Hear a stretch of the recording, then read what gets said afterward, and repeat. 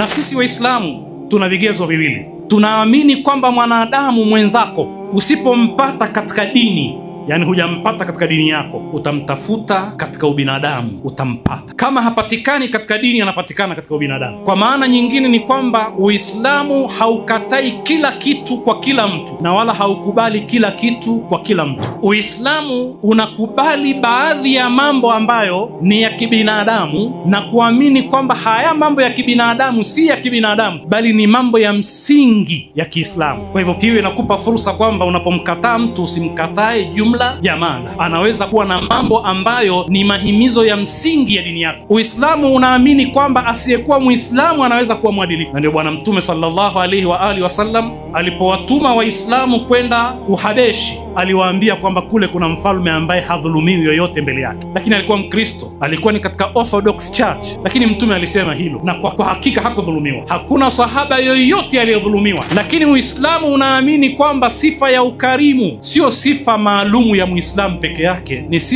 ni sifa nzuri ya kibinadamu. Ndio maana yule kiongozi wa kabila katika zamanul jahiliya aliyojulikana kwa jina la Hatimu Tai alikuwa mkarimu sana. Pindi ambapo mabinti zake walitekwa mateka katika vita wakati wa Bwana Mtume, kisha wakafika mbele ya Bwana Mtume, wakamwambia Bwana Mtume, sisi baba yetu alikuwa mkarimu sana, ilikuwa hamrejeshi mwenye kuomba, alikuwa anasaidia wasafiri, anafahamika kwa ukarimu. Mtume aliwaachia wale mabinti kwa sababu ya sifa ile ya baba yao, mtu ambaye aliishi katika zama za kijahilia na mtu ambaye hakuwa Muislamu, kwa sababu Uislamu unaamini kwamba ubinadamu ni jambo la msingi kabisa, na dini yetu imekuja kuhimiza ubinadamu, kuhakikisha ubinadamu unakwepa na kuepuka uhayawani. Kwa hivyo kuna mambo ya kibinadamu ambayo ni ya msingi lazima